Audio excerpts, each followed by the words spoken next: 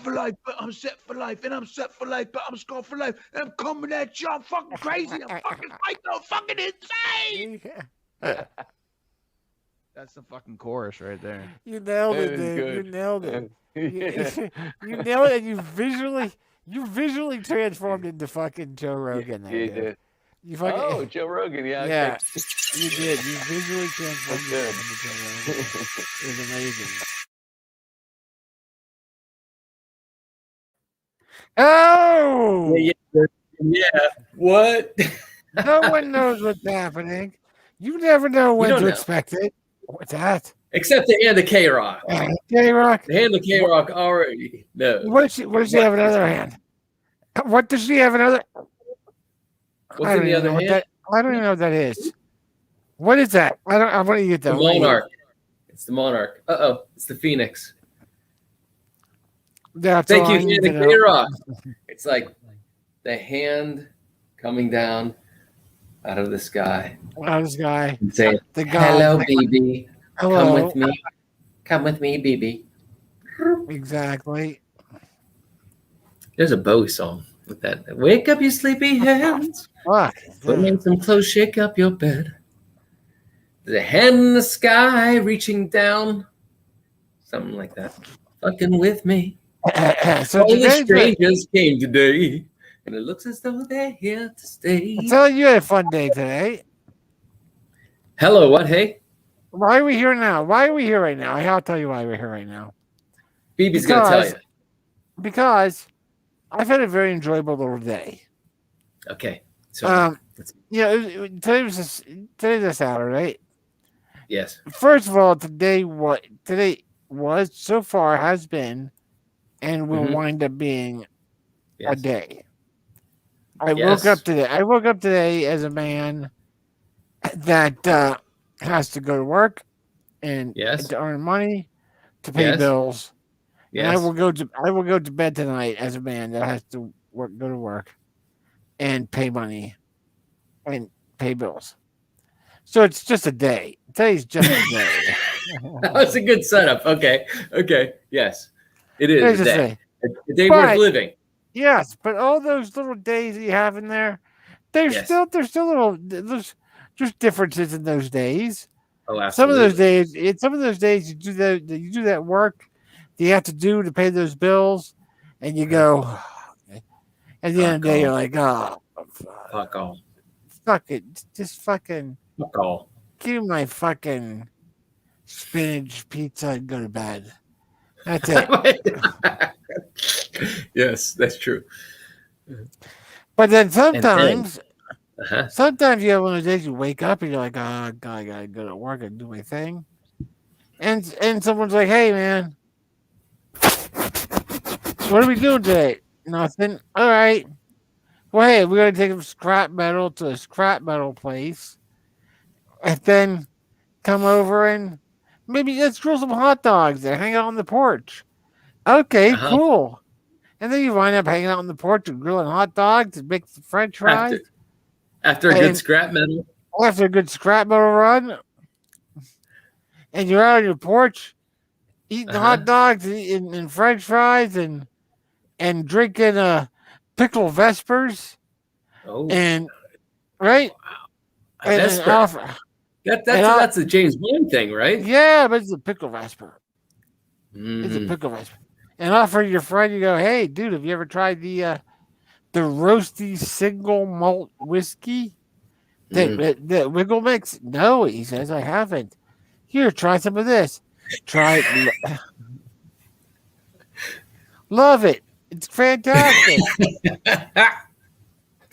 Won the gold medal in 2017 on Whiskey Magazine. Yes, indeed. Whiskey Magazine would never lie. Did that with him. He's not gonna lie to you. Come on. Right. So yeah, so somebody have one of those days Uh-huh. and you drink that stuff, and you eat that stuff, and you watch the cartoon series Invincible. And you go, Oh, you did that tonight too? yeah, I binged the end of it. Nice. Is this your first time seeing the ending, or Yeah, it was the first time I was like, yeah, first time. right? Ooh, what? Solid, Yeah, it's pretty solid. very solid, man. Very solid stuff going on there.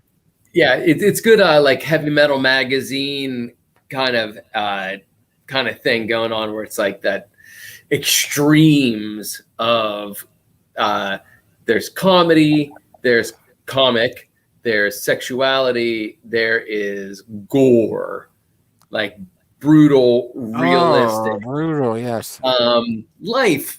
life. You know what I mean? And that's heavy metal magazine was that kind of like isolation and desolation and war and having sex when you can, kind of thing. Yeah. Right. And Yeah. all, but it had, the teenage aspect of it, but nevertheless. Oh yeah.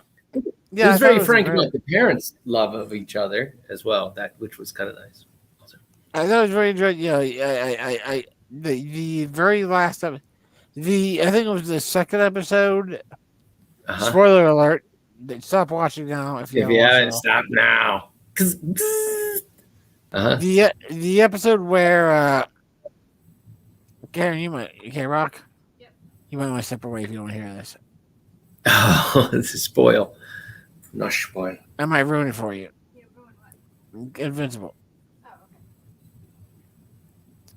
okay. Run away! Run away! And but yeah, the episode where he fucking murders the Global Force thing guy. Yeah. Not expecting that exactly. Yeah, and you're kind of wondering what happened there, like why? Because they never really address it again. No, they don't. So it is a mystery the whole way through. Yes. Up until essentially episode 8. Like you're kind of assuming, oh, he did that on purpose, but you don't know. Has he been controlled by somebody? You don't know. Controlled by somebody, and then you start getting into it, and it's like, is this a master plan? And who are the people that sent him? What is usually their agenda? Right. And then the 8th episode is insane. Like I watched the 8th episode. Did you get an answer out of it? The 8th episode just kind of confirms that his race of people, he was not sent there as a protector. He's not. He is. Yes, but I didn't know if it was his people that's their entire agenda, or he's going rogue. No, I think that's their agenda. Okay, that's what okay. Yeah, because you meet that Seth Rogen character at the very end, the with the planet tester? The planet tester, guy. Yeah.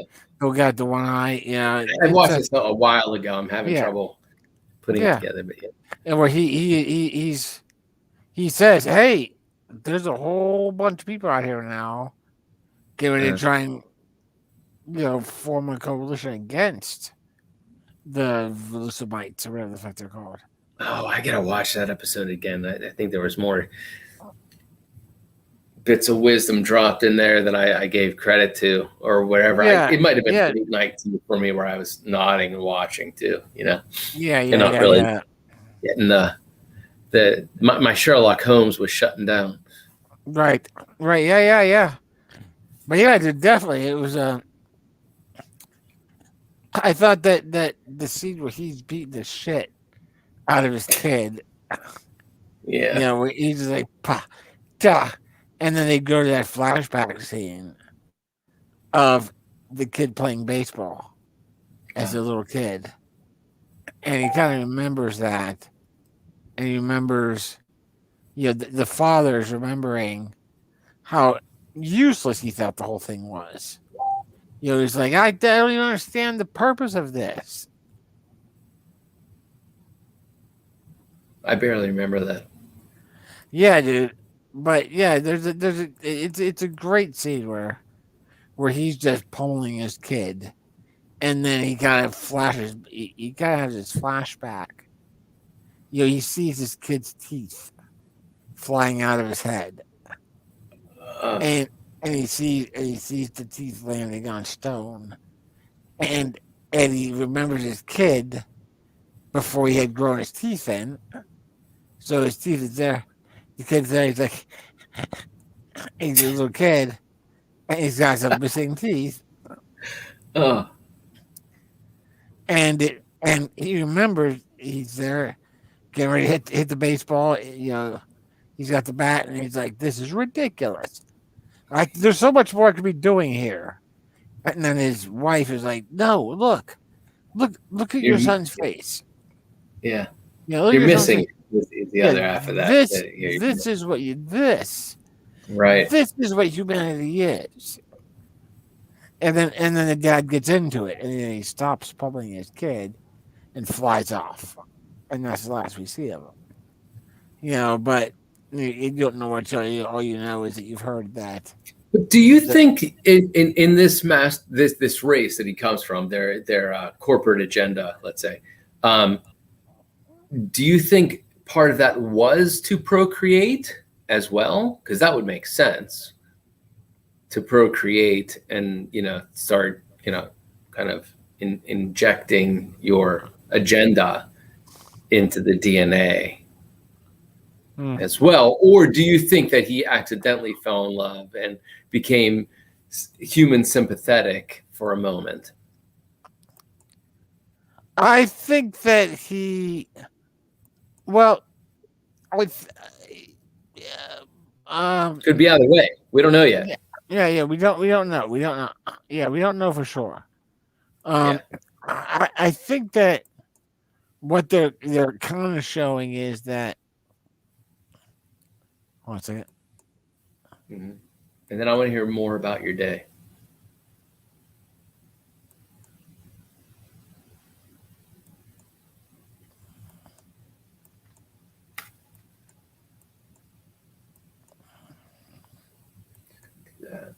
Okay.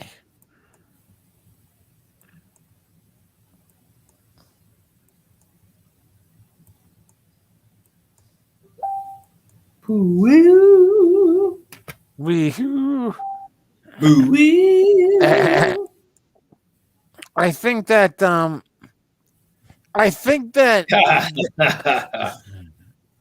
Riggity's talking. I gave a double shout out to Riggity. Tell Riggity to get on here. Yeah. It has begun. Yes, Riggity. Riggity, you must be out. But yeah, dude, see you soon. I think the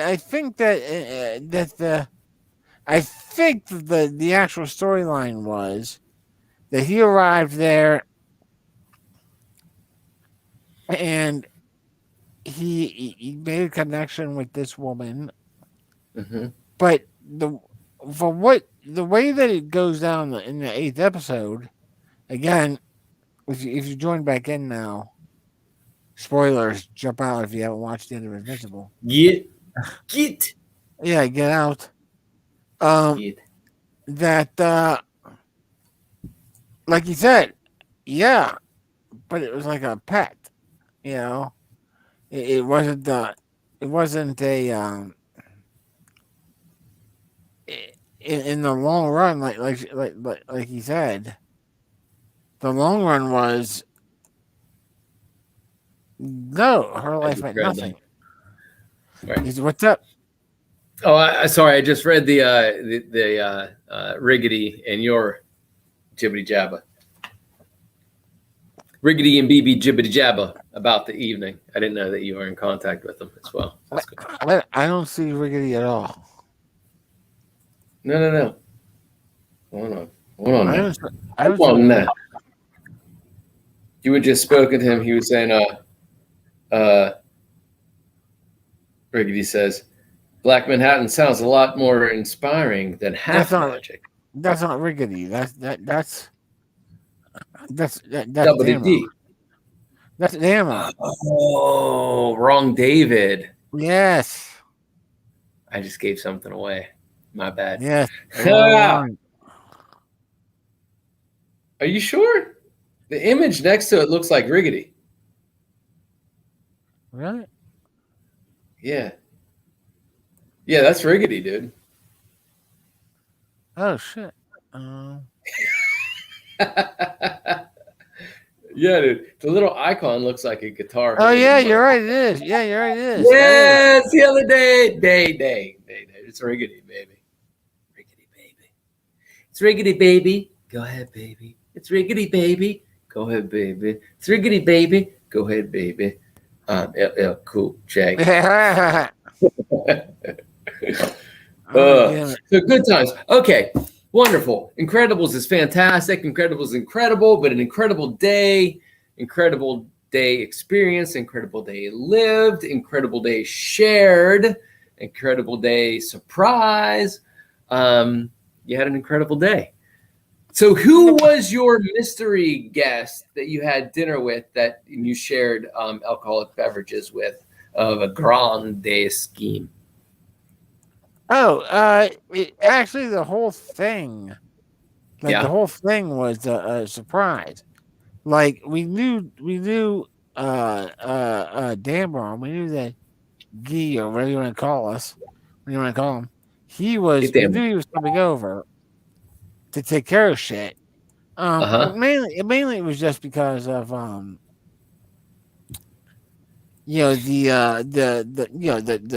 crazy neighbor now. The crazy neighbor. See, that's what I hear about the scrapping, metal scrapping. Yeah, so we were like, dude, we gotta get rid of our own scrap metal shit. Like we can have like what amounted to 560 pounds of scrap iron. Scrap. Just cut up in our driveway. Yeah. And complain about our neighbor because he's got some fucking shit in his yard. Now what we had was for the previous owner. The previous owner had fucking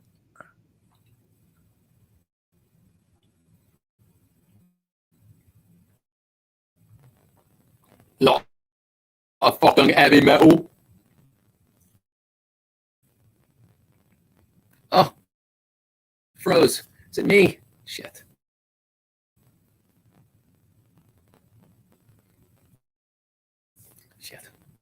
There we go. Are we back? Am I back? I'm back. Oh, it was you, not me. I think it was everybody, man. Let me have a drink, K-Rock. Oh, right on. Okay, cool. When that happened, I was cool. I thought it was just I mean, we were like, so we had cut down this metal monstrosity that was in our yard, and and Dave had, our Dave had gotten metal cutting, fucking heavy metal accoutrements to go through it and cut through it. Yeah. But it was still in our fucking driveway. And we were like, dude, if this really come to a head where the neighbor has got shit in his yard, we can't have any kind of scrap metal in our yard. So finally, today we picked it up. It was like 565 pounds.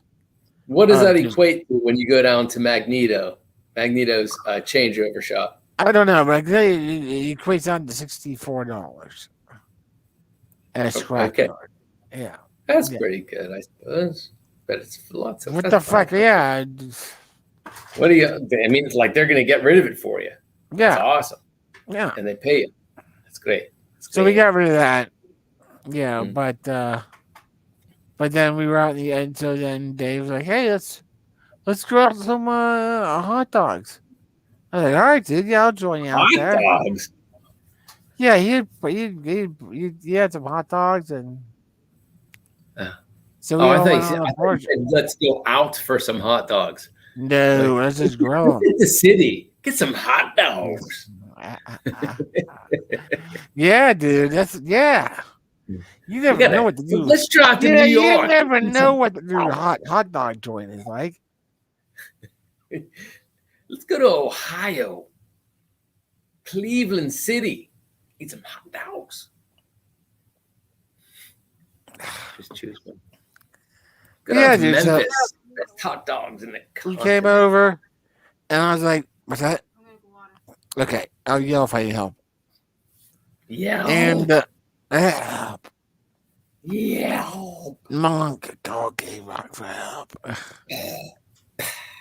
But yeah, I've been drinking this from Wiggle Roasty, a roasty single malt whiskey. It's a single malt whiskey, and from Wiggle. Delicious, dude. First of all, I did some research on it, and it won the gold medal in the Olympics. No, gold medal in Whiskey Magazine 2017 for best new whiskey of the year. Wow. Now is that a regional, local, or a national or global magazine? I think it's a national magazine from what I saw. That's awesome. But yeah, dude, and it was fun. I did my little taste test the other day. I thought to myself, I bet the fucking Damron would love this, dude. You'd love it. Fucking Damron. And I drank it. First of all, K-Rock smelled it, and she was like, "Oh," she was like, no. And that's when I knew it was good. And she was like, "It smells like smoke." Oh yeah, that's when you know it's good. she said plums and cigarette smoke. Ooh. That's what she smelled. Cigarette smoke. That's what she said. But it's not cigarettes. It's not cigarette. It is 100%, dude. 100%. I can tell you this because I drank it and I said, "Here's what I get from it. I get almonds. Okay. Definite almonds. Cucumber, a strong cucumber. Wow. And 100% strong, good cigar tobacco. Okay. Flavor. Yeah. And I thought Colombian. You and I spoke before. Dude, I thought to myself, damn, I would love it. I didn't tell him anything at all about it. He tasted it. I was like, dude, I got 3 things that I taste in this. I'm not gonna tell you anything. You taste it. Let me know what you get out of it. And so I put 3 ice cubes in it. It's gotta be cold. Yeah. So you put the 3 ice cubes in it. Uh oh. What time is it? Where are we at? What's happening? I don't know. Where's that man? So bad. I'm not sure where he is right now, but I'm sure it's a high living place. Rudy Sarzo. Rudy Sarzo. What's up, boys? How you doing? It's been a fantastic evening. All right. Sounds good. Yes. Yeah, I was just explaining to Monk about my introduction. I was introducing Damron to this single malt whiskey from Wiggle called Roasty. And I told and I told him, I said to him, like, dude, look, I've already got my flavors. I'm not gonna tell you anything about it. You tell me what you get out of it. And so he sipped it, and he's like, he said, okay. Took another sip. And he said, well, dude, first of all, I definitely get a strong cigar tobacco. And I was like, yes! That was exactly the fucking description I used when I tasted it. I said cigar tobacco. All right. Good. So that was 100% there. Yes. Huh? He didn't quite get the cucumber, but I think that's because his palate is all fucked up. And he's not. He doesn't have shit from Sonoma. It's clearly fucking cucumber, dude. It's fucking clearly. There's some. What's interesting, BB, is there are some people that I've met that actually don't know the true flavor of a cucumber. They only know what a cucumber tastes like after the condom has been removed from it. Oh yes, yeah. Dude, it tastes totally different. It tastes totally different without the condom. Yeah, the thermal side, the side. Yeah. Fuck that. Yeah, dude. I understand the people who don't like it with the condom for sure. Yeah, dude. Just saying. All right, sorry. There you go. But yeah, dude, cucumber is actually one of my favorite flavors. It's one of my favorite scents. When I go, I remember going to the mall and they used to have like those spritzer, one of those little like perfume shops, and they would have the cucumber spray. And I was like, ding, ding, ding, ding, ding, ding, ding, ding. I ate about a half a pound of cucumbers today, to be honest with you, while I was on my road trip. Are you into at all, or have you ever been into like solid cigars? Me or Rudy? No, Monk. I used to smoke Swisher Sweet. Sure. Periodically. You know what I mean? Like you might really like this. I've had a good cigar. I've had a fucking. Yeah, the only cigar I've ever really smoked was it the O's, right? Was the Cuban at the Cuban. Yeah, I smoked that Cuban with you. No, that was not one. That was you and I had a Cuban. Oh, from Ozai. Yes, the O's. Right. Yes. It was during a folk fest. Yes. Yeah. That's right. I forgot about that one. Yeah. I had another one that we got in Honduras on our cruise. In Honduras. Yeah, that we bought it in Honduras. It was a Cuban. He wrapped it right there on the wow. Cruise. Yeah, and Dave and I smoked it on the deck of the ship. That's pretty fucking cool story. It's living, man. Dude, that was fucking. That was a fucking moment for sure, dude. Because K-Rock was like, I'm not hanging around you guys for this. Yeah, she was you like, stink like cucumber. You guys gotta stink like you guys gotta stink like fucking. You stink like a cigar with a condom on. And so Dave and I went there and fucking, drinks were all paid for. So we got like fucking some of the top-notch scotch. Each got a glass of scotch. Sat on the deck, right away from everybody else. Right, watching the ocean at night. Full moon up there in the distance. Smoking cigars and drinking scotch, and watching the fucking ocean. It was fucking. That's an epic. That's so much. I don't care what anyone says about a fucking cruise ship, dude. I know it's a fucking petri dish and to poison everybody, but it gives you a chance to have dude. It definitely gives you an opportunity to have some odd moments there, dude. Where you're just like, dude, play it right. Just play it right. You don't have to go to you ain't gotta go to the fucking buffet every fucking day. You ain't gotta fucking partake in the petri dish of the buffet on the fucking cruise ship. You just gotta fucking let the cruise ship take you where you're gonna go, hang out on your fucking balcony, and make use of the free fucking high quality liquor. And then if you stop in Honduras, and someone's like, dude, we'll hand roll some Cuban cigar. Yes, of course we're gonna do that. Tear it up. Take advantage of your location. Not the buffet. Not the buffet. You don't traveling with you, goddamn. Fuck the buffet, dude. Fuck the buffet. What about the hot tub? Well, that's the question. Yeah. The hot tub is the other kind of bubbling stew petri dish. You gotta judge what's happening there, dude. You know what's happening up in there. Yeah,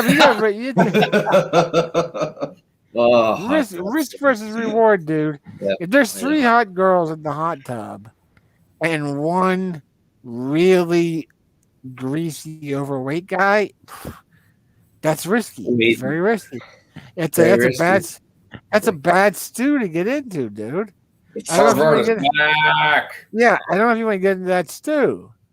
You know, but if there's like, I'd get into that stew. Yeah, but if there's one, no. If I'm the overweight guy and I'm getting, dude, yeah. That's the stew I would be going in. That's dude. If I was the overweight guy,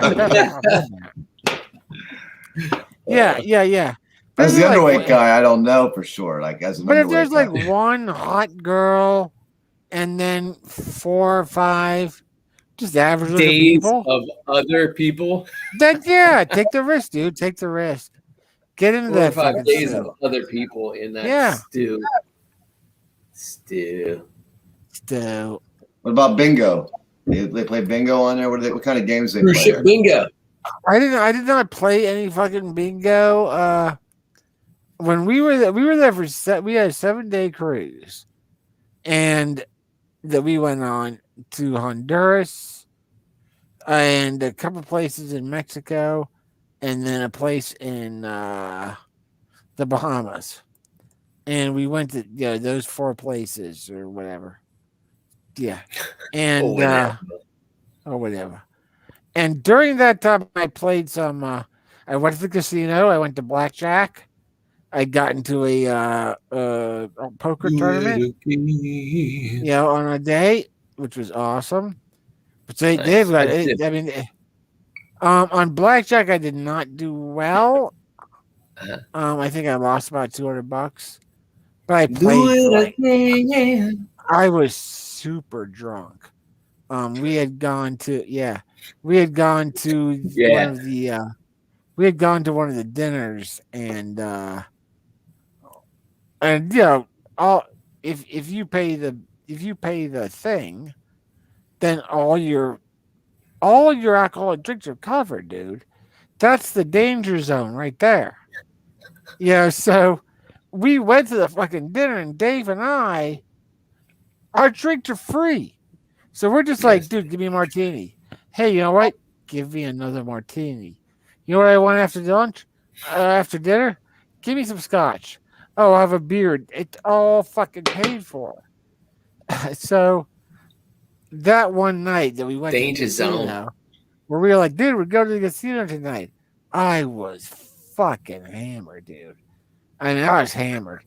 I lost like $200 playing. Yeah. It's a good place to be hammered. You don't want to be hammered in a. No. That's why they serve you those drinks like that, though. That's why they're like, free drinks. Here you go, free drinks. But I played serves poker. it up. I played in a poker tournament with 40 people that entered the tournament, and I finished 3rd place. So I won $1,700. I won $1,700. Holy shit! Yeah, because it was a $200 entry fee. And I was like, dude, that's a little different than the blackjack. I literally said to I can't remember who it was. It was one of the girls that was with us, either Adrian or Rachel. The magical unicorn. I was like, dude, I lost $200. I'm gonna play $200 in this tournament, see what happens. And they're like, are you sure? I was like, yeah, let's do it. So I entered. There's 40 people. Yeah. So I entered $200. Finished 3rd place, won $1,700. And I was like, dude, just paid for a fucking cruise. So that's awesome. That's great, awesome. man. Yeah, dude. So then the next day was when we were at Honduras, when K-Rock went to the pyramids. Yes, the Inca, the Aztec. The Mayan pyramids. Oh, Mayan ones. Mayan pyramids. And in order for her to go, I had to get up with her at like fucking 7 a.m. Fuck, dude. It's early, man. Oh, for me, dude, a fucking nightmare. Barely through the big room. Yeah, and but yeah, I wanted her to have some fun. So I got up. And didn't have any fun. So I started drinking. Then I had some fun. Had some giggles. Had some fun. Dave woke up with me, and I swear to you, Dave and I started drinking at 8 in the morning. We started having, 8 a.m. Like we had mimosa kind of deal, no Bloody Marys, no, dude, or bourbon. like Mary. bourbon. Yeah, dude, we were fucking drinking bourbons, Yes. and we got into the afternoon. We had a martini lunch. Yeah. And it was just me and Dave. As your lawyer, I advise you to have the Bloody Mary. Yeah, dude. And K Rock was out.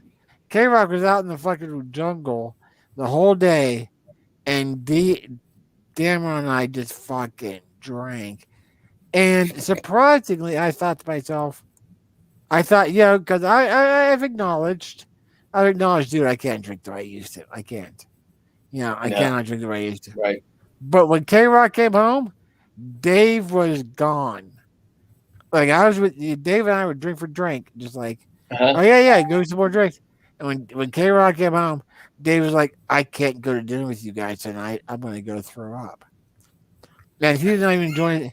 He didn't even join us for dinner, dude. That's how I figured that would end. That's how it would if it would have been me drinking in the morning. Yeah, but I joined K Rock and the rest of the crew, and Dave was back at the house or back at the cabin just sleeping. I was like, all right, man. I guess I still can drink something. Yeah, dude. So do they have like nets like around the boat in case someone falls over the edge? I don't know, dude. I never looked. Because you would hear more. I'm sure more people will be People do fall over that thing, right? Fall over the edge. Yeah. They're drunk. They're like, oh, right? and you don't hear that it happens though. So they must live. So they probably they have nets, maybe.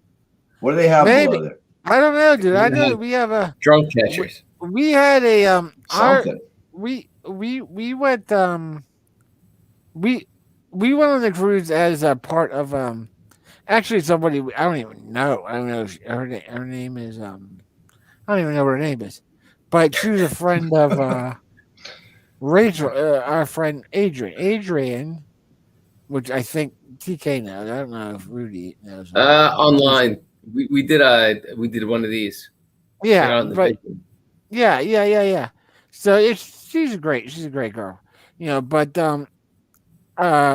she has a friend, and her friend was getting an anniversary cruise together, and her friend was like, "Hey, get as many people as you can to come with us, because the more people we get, the cheaper the rates will be." And the better, So because of that, we were able to get this fucking ridiculous cabin, dude. Like that, me and K Rock and Dave D and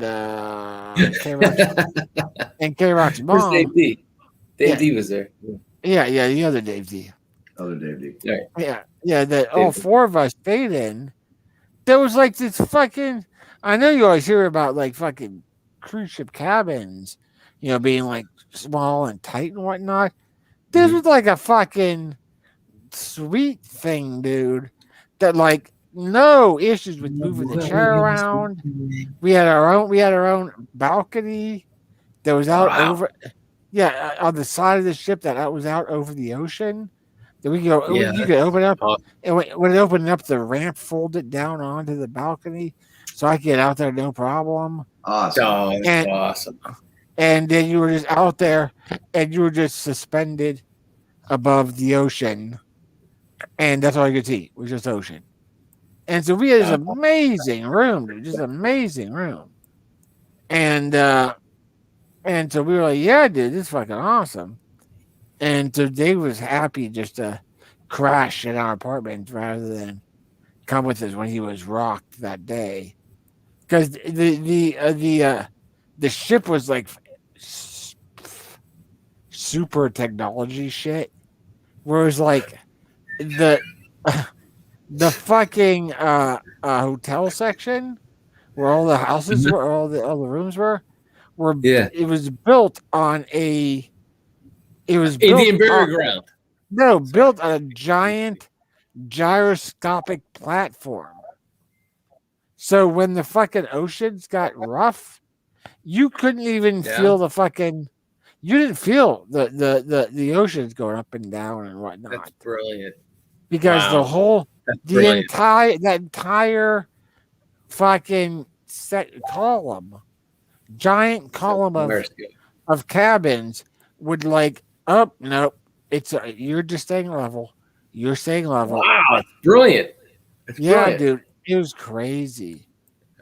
And so I've been a kind of a thing like, yeah, dude, I know cruises are not best for the environment and not great for hygiene in general, but I will go on a cruise again at some point. General hygiene.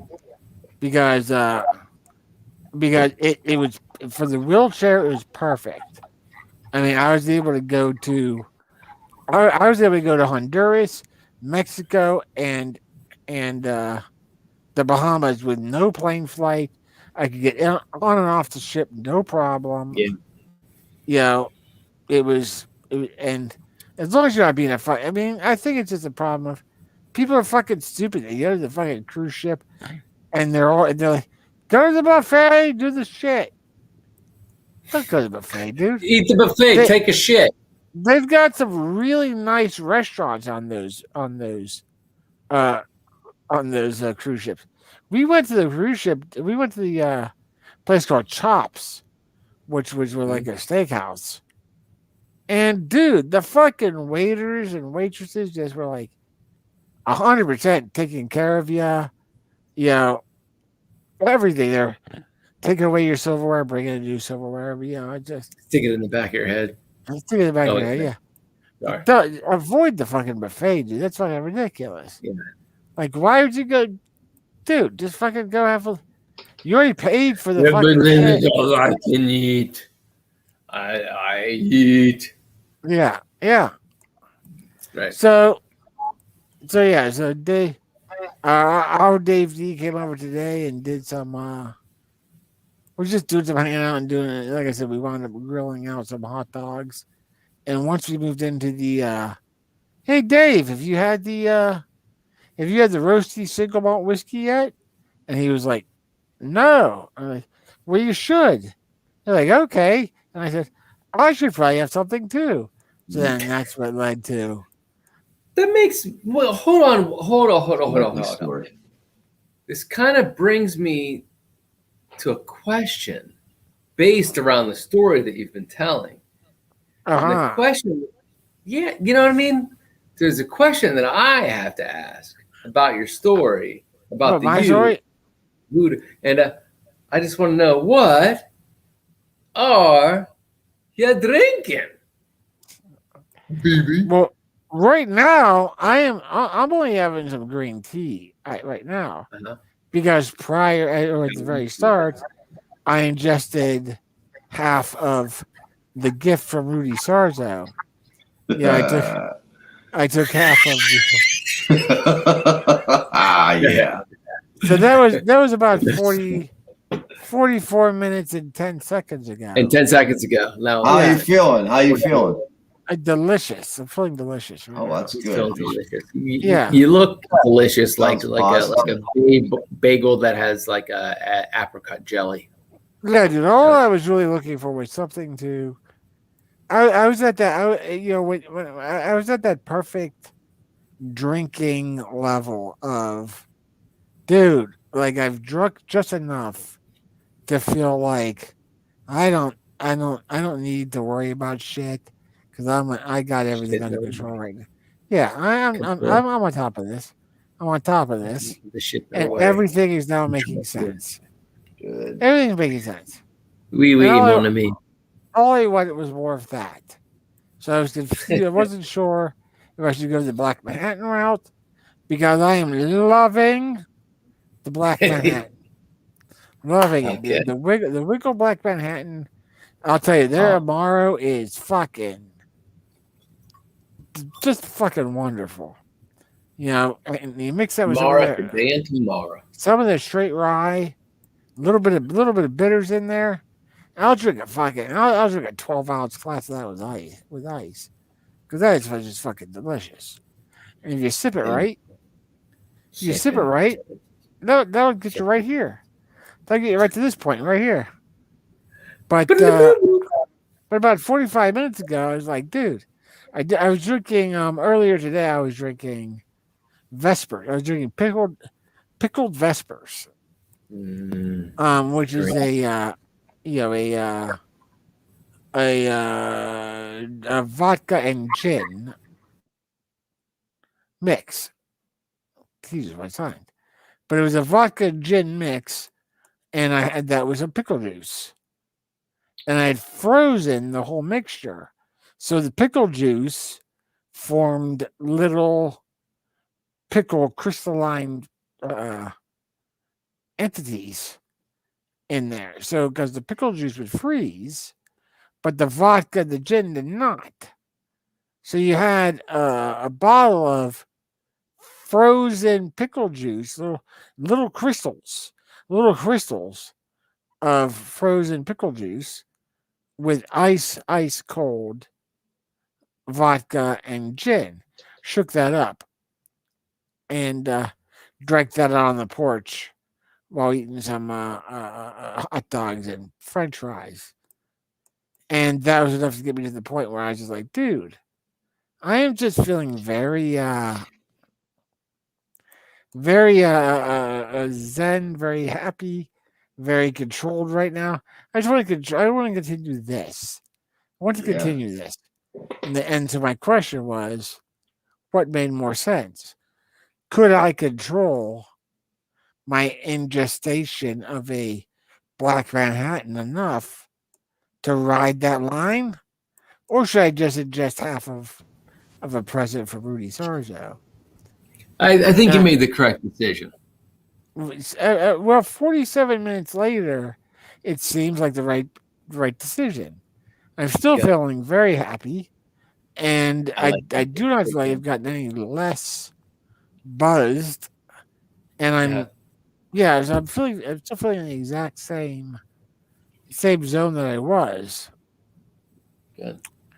I'm happy about that. Good. Like next time. I'm going to pause this. I'm going to go smoke. I'll be right back. Okay. Oh, that's what I need to do too. I'll wait till he comes back. But I'll smoke. I was just going to say, I don't drink. I do a gravity bong, and then I write. And then I just poured myself, again, this was in my cupboard, the cucumber, which you guys mentioned, cucumber jalapeno. Wait, what? You drinking? I'm drinking a cucumber jalapeno tequila. Oh, nice, dude. Yeah, that sounds delicious. I had it last time, and it's on his Darth Vader head ice cube. Nice. I was drinking out of my Starfleet Academy tumbler glass. There you go. But dude, if you can't see his shape anymore. No, yeah, I see. Yeah. Look.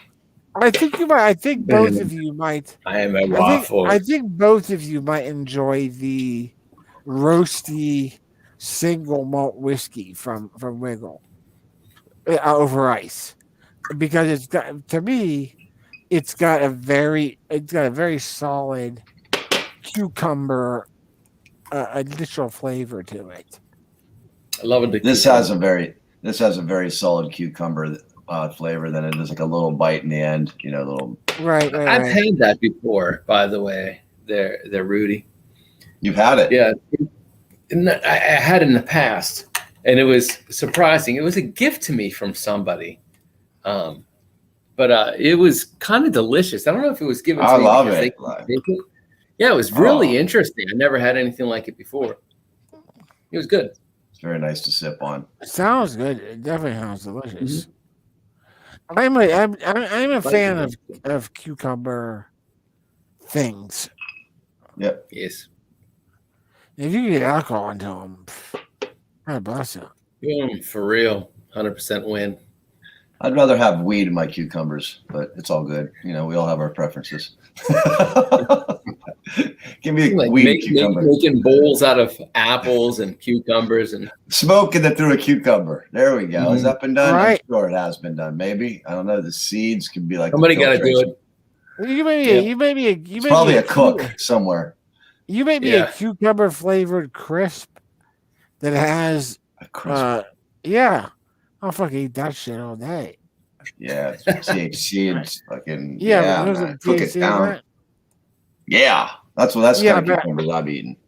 Yeah, so as of right now, 51 minutes after having had half of a square from the Rudy Sarzo gift, the Hollywood Square, I'm definitely thinking Ad Hoc is out of his mind because there's no way a fucking. I told you should take the whole thing. Take the whole thing. You should take the other half right now. That's my.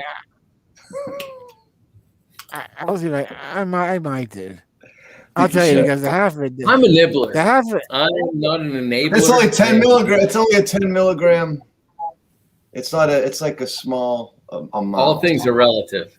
It's all relative, man. That's the relative. That's the relation. It's a small bit. Yeah, you need to learn your relationship with it, and then. I'm a professional. I'm a professional. yes. I'm just saying, and I know. I know what he's. We know how your body reacts to certain milligrams and certain strands. I take 3 whole ones. 4. Right. So I think that V can handle 1. Yeah, I think so. I take a quarter of 1. But you took a quarter of like probably a 20 or a 40 or something like that. Oh, that's a good point. They haven't measured out, and his is a low grade where he should eat the whole thing. That's why I think so, dude, guys. At least as of now, unless on over the course of the next hour, something crazy starts happening. But you should. It's not about crazy. I'd like you to do it when you're not drinking, so you can get in front of do some writing. Do some writing on it. That's what I want you to try. Because that is like I can't stop. I don't even smoke when I play guitar anymore. When I play gigs, I don't even smoke because I want to save it because when I smoke and write, it just comes out, and it's like it's always like, man, it feels so good. I never did it before, and I can't do it when I'm not smoking. Like I have to smoke. It's a crutch, whatever you want to call it. Tuesday, it's a trigger. Trigger. That's a great. That's exactly what it is. Yeah. This coming Tuesday is July 1st, and that is going to be the first day of the new writing competition for July. All right. So my plan right now is on Tuesday to take a whole tab there. There you go. Keep clean. Yeah, keep the alcohol out. Not do any drinking. It's very inspiring, man. It's very inspiring. It's good on its own. It's good on its own. And see what comes out from the what do I see in the pictures and the sounds that they give me to write on. I'm excited for it. I like the last one, man. Yeah. I don't think there hasn't been any decision yet. Oh. If nobody out there has not voted yet, I have voted. Oh, good. You're back. What? There he is. Stuttering. Okay. Yeah. You guys froze up on me. No. You froze up on us. T, tell him. Yes. It's true. Just sounds true. Yeah. You froze up, son. I believe it. You froze up, son. I believe it. I froze. But I was just. That's great, man. Yeah, we'll see. Yeah. We'll see. I'm looking forward to it. I'm always looking forward to it. It's like one of those things where, it is like music. Well, all the arts, come from that fucking mystical space, and so that's why different artists stand out from each other. And I'm talking about painting, music, dance, writing, all of these the aspects of the arts. That's why it comes down to the individual's take on whether or not, what could you tap into? Can you be completely just tapped in and it doesn't matter all the other influences? It's like that's the only source. You become the only source of that tap. You know what I mean? All right. That art form. And BB, I haven't really experienced it's really interesting when you just tap in and go. And I think this competition is really good for you on many levels, because I watched you do it when we were kids growing up. Every day we would play Dungeons and Dragons. You would just tap into it and something would come through and you'd do it. And we had a great fucking adventure. And now, you have like, I'm really excited. This was really cool. Thank you for sharing the last one with us. Seeing all the sigils that you were given to inspire, and knowing you for like fucking over 4 decades, and it still blew my mind that you went in the direction that you did. Fucking great. So yeah, like these little competitions. When I say little, I mean like short. And Flash Fiction. Really fucking healthy. Really healthy. And your individualism is coming through in a beautiful way, man. It's I never really got into the Flash Fiction before. Well, the Flash Fiction before, just because Flash Fiction is a maximum 1,000 words. I mean, just by that Flash Fiction is 1,000 words. Yeah, you can't get more than 1,000 words. And just by my nature, when I start writing something, I start getting an idea as to the history of it. What is this world? And I want to expand upon it, Mm-hmm. But I kind of, on this last Flash Fiction, the Spiral one, the one with the I kind of got the point that but that's not, there's a market out there for Flash Fiction, which is the opposite of what I naturally want to create. Where I want to create these specific broad worlds with details as to this is how this works in this situation. And then over here in this city, this goes this way. And the magic is like this or whatever, and give the details. And this is what it stems from, and this is why this is why the full scope. But there's an exact opposite of that genre where it's just writing a pop song. We want to have it's a pop song versus like an album. Yeah, we want to have the idea. We want to have. We don't want the rock opera. We just want the one song. Just give me the one thing, and write the single and hint at what else it might be. Hint at. Oh, there's this race. Right. And they implant gems in their body based on how many people have pledged to worship. What does that mean? Where could that go? I don't know, but I know. Yeah, I'm interested in that. And end it on a. And they could go off on a tangent of wanting to know more information, and then once you create in a world that's a story based in a world that's believable, and enough little seeds were given that person wants to actually visit and explore the world that you created. You know what I mean? On their own. Right. Like you create that bug. It's like, holy shit, I believe everything he's saying. That place exists. He mentioned something else. I want to research. Google. And then when I Google what you're saying and go down that wormhole of exploration of the world that you created, that's great. And let them do it. You just got to create the need for it. And that's the difference between, a pop song. Yeah, hell yeah. Instead of rock opera. Well, a song can be Flash Fiction in its own right. Pile Farm Detour is a story. It tells you a story. Yes. It tells a story. Rocket Man by Elton John. That's a Flash Fiction. By the way, it gives you a whole scoop. Space Oddity. 1 hour in. 1 hour in. And we have our first viewer here. Hello. It is. But thank you for joining us, whoever you are. Say hello. And say hello. Let us know where your now is on on this planet. We this is an impromptu gathering in the big room of the big room, and just because all of us were in our respective creative zones, and we thought, you know what, it's time to connect. So we did. Why not? Yeah, why not? Yeah, it was funny, BB.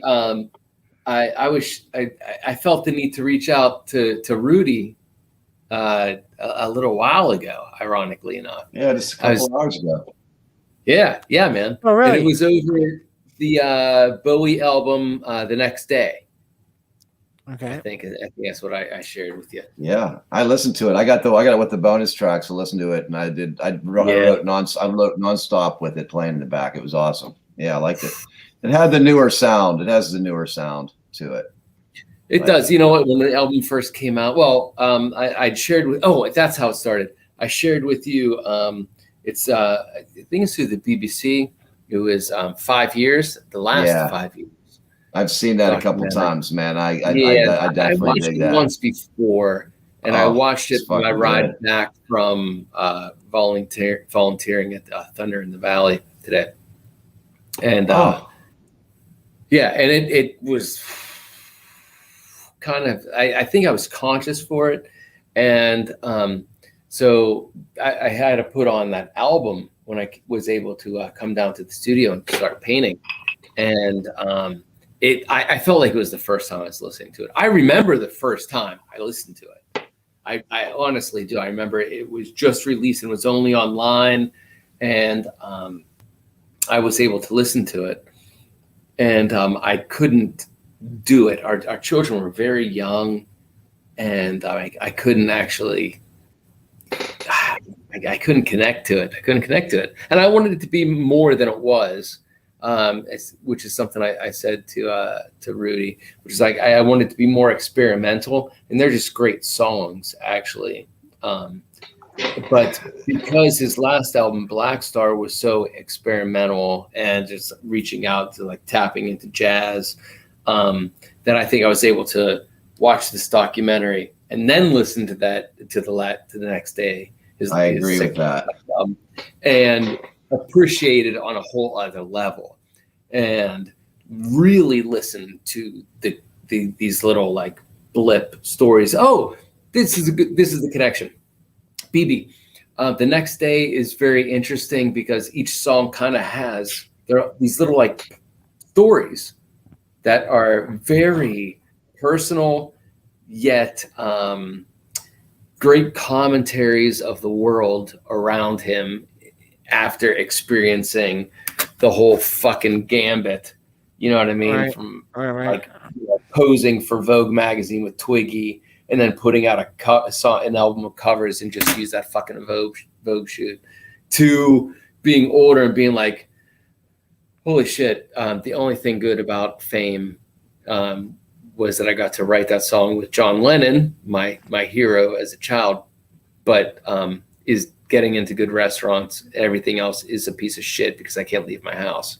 And it just all these little short stories. The Next Day is a bunch of short stories about his perspective as the rock god that has like seen the world. He's like Dr. Manhattan at this point.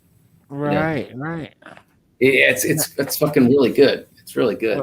And then that comes in, and then it's just like where he is really the focus of the short story is the backstory dealing with the true finality of dying from cancer. And I'm going to write these songs while I'm dying. And that's where's that located? Oh, the Black Star album. So David Bowie, like so the Next Day came out.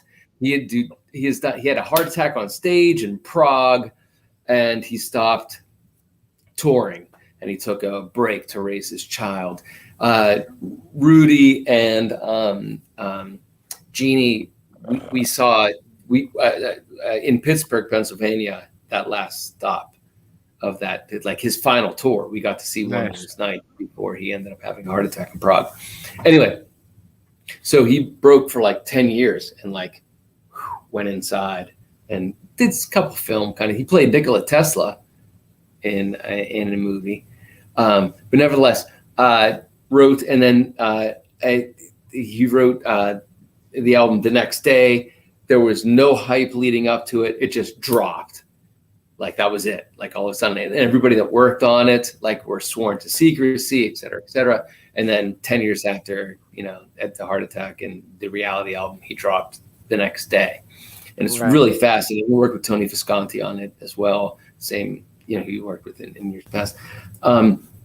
Really interesting. And I just learned to appreciate that album today. But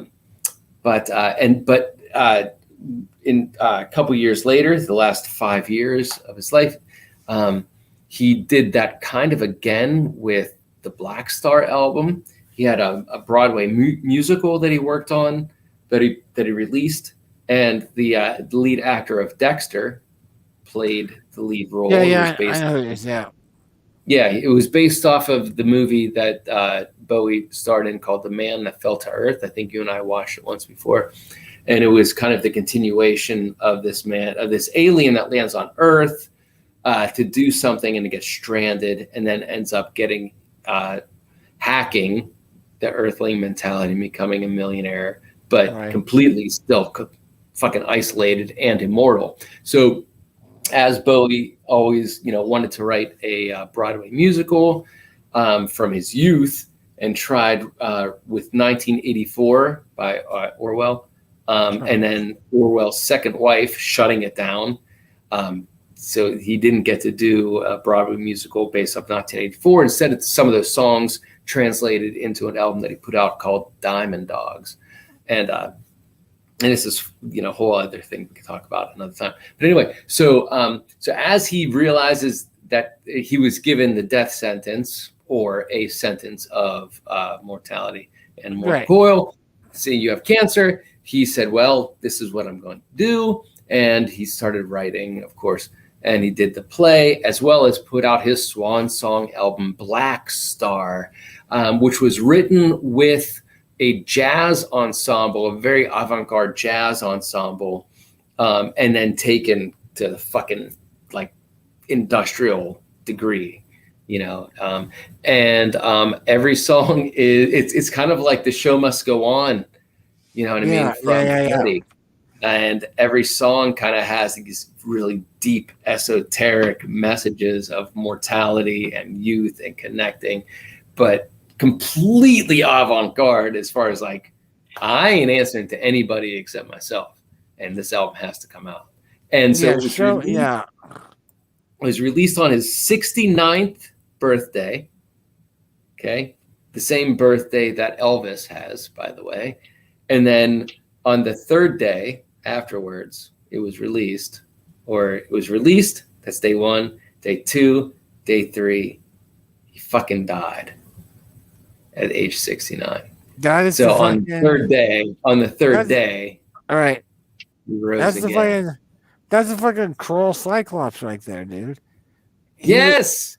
Yes. You know when you die. You know when you're gonna die. You have a choice. You have a choice. Just accept it and go, dude.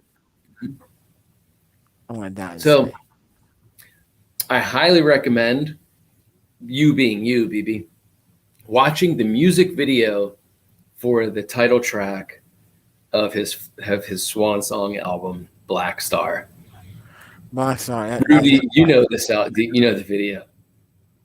It's fucking esoteric. It's crazy. It's so good, dude. Rudy, so good. You have any input on the awesomeness? It's definitely awesome. It's been a while since I've seen it, but it's very artistic and beautiful, and lots of symbolism. And Bowie looks cool as shit the whole way through it. Right? Yeah, of course. With his button eyes. Yeah.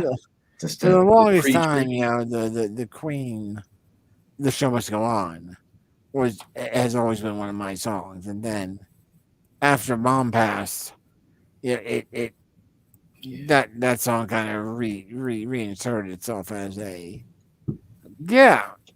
this song kind of captures the whole point of knowing that we're all mortal, and even if you know when you're supposed to die, what do? Yeah, so I'm very interested in this Bowie Black Star thing here. So I will certainly check it out in my earliest convenience. Yeah, the lyrics are in the villa of Orman. So if you study like old religions, it's in the Orman, the one of the earliest gods, stands a solitary candle. In the center of it all, your eyes.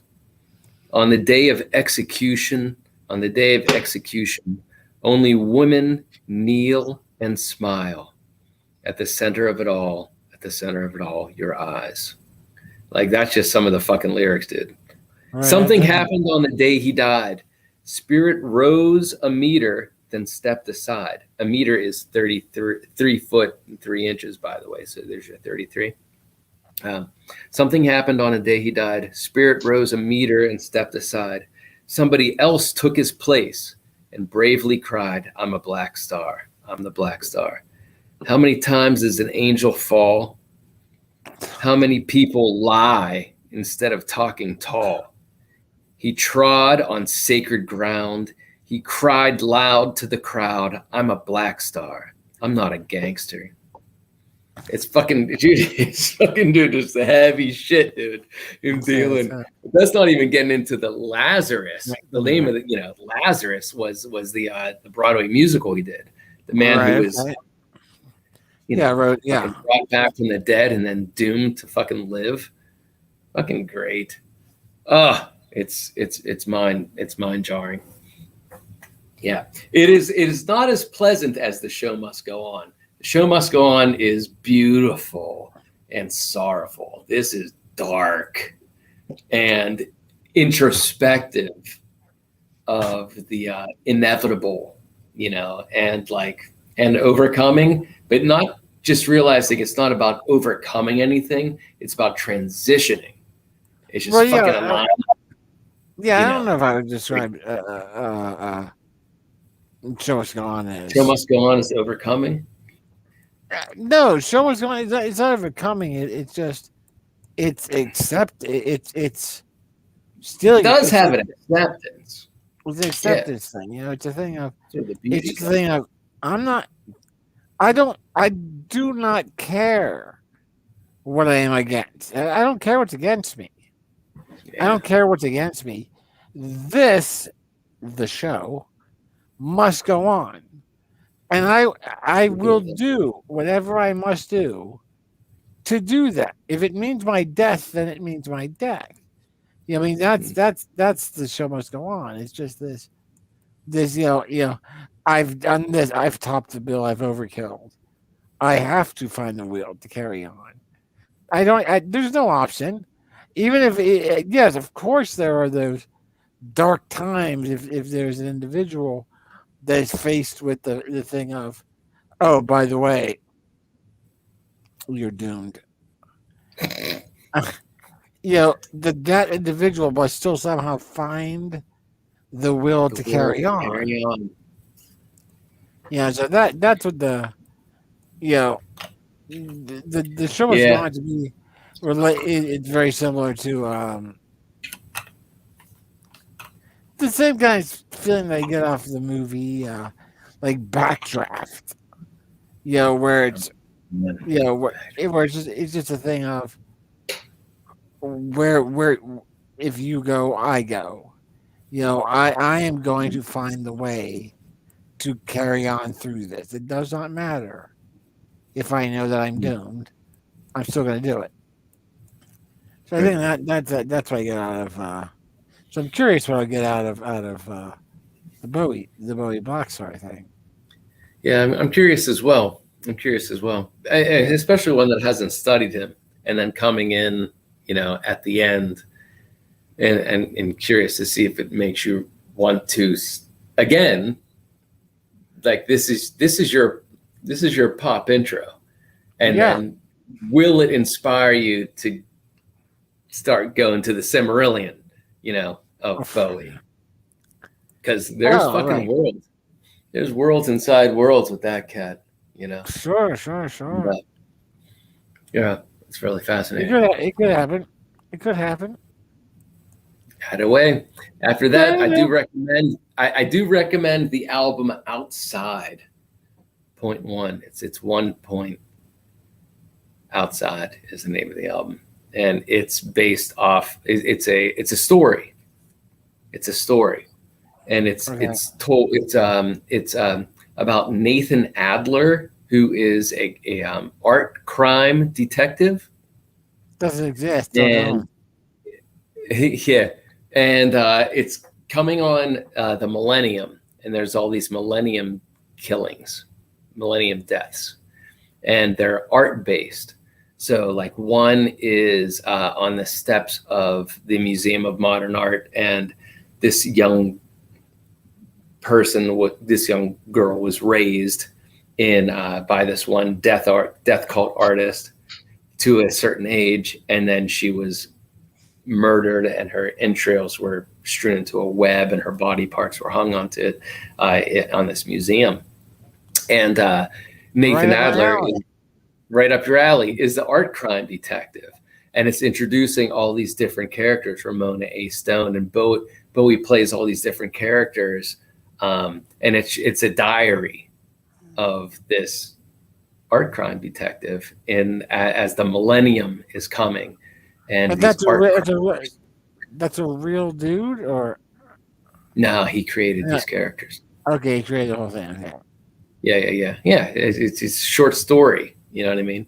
That initially it was he and Eno thought about doing telling the whole tale if it was something they wanted to do, but apparently just part one happened, and nothing else did. So it's all these open-ended, all these character builds, and the world, and it's a short story, essentially. Really, really cool. Gotcha. You'll dig it. Yeah. And dark as fuck, and very layered, like really layered. I highly recommend headphones. I'll start with the Black Star first. Yep. And go from there. Go Bowie. Nice. Very nice. I'm surprised. Was Ad Hoc up to? Oh, was Ad Hoc in J-Town for? Yes. He's still in J-Town. He was there today. What's going on in J-Town? Oh, the Thunder in the Valley. What do you guys do? Thunder in the Voma have something.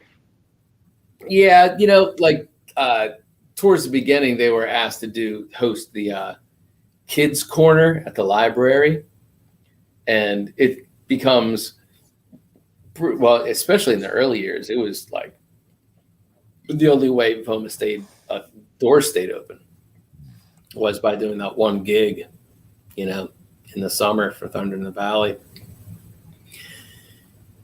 Otherwise, Voma would have shut down like years ago, man. Yeah. So you got, it helps Voma. The Thunder in the Valley helps Voma. Yeah. They were asked to host. So there's something in the public library parking lot that they always had a kids corner where, bounce house, whatever, face painting, whatever.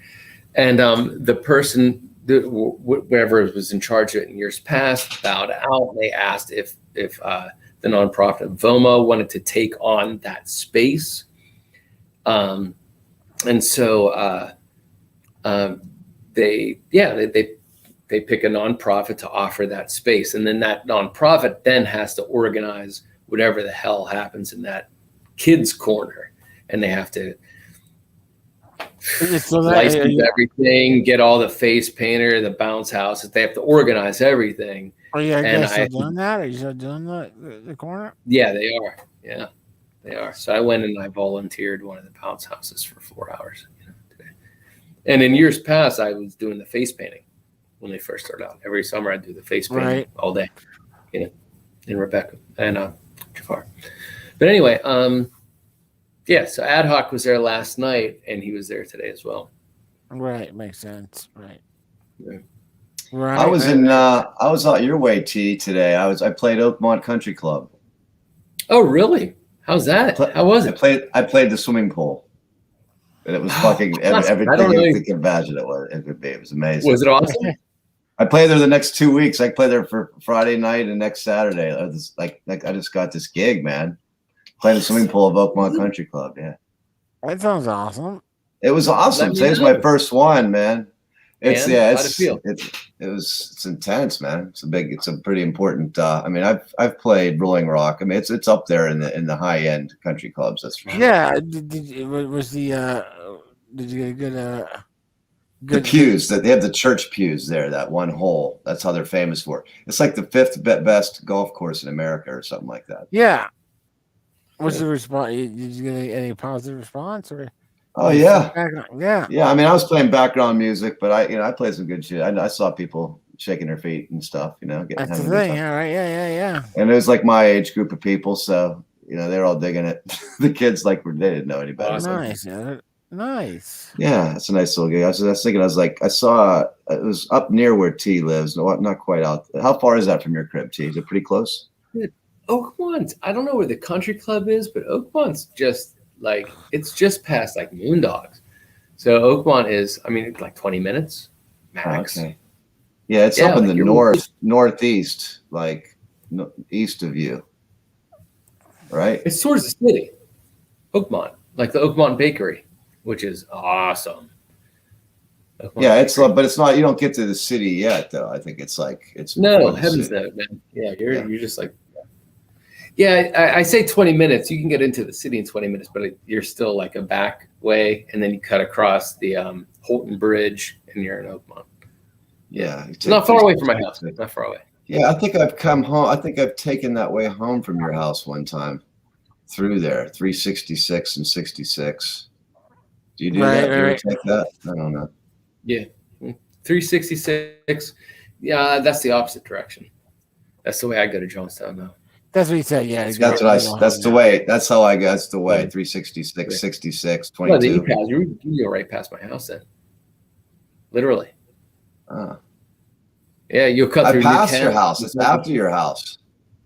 Yeah, you go past my house. Before your house. I thought it was before your house. Yeah. When you cut across the New Ken Bridge, and then you're on that one side of the Allegheny, and then you drive it down Pittsburgh Street, essentially. You'll bust right into where you're going, but you pass my house by a couple miles.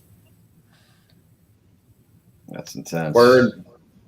It is intense. We gotta set up a gathering where Rudy can be involved, guys.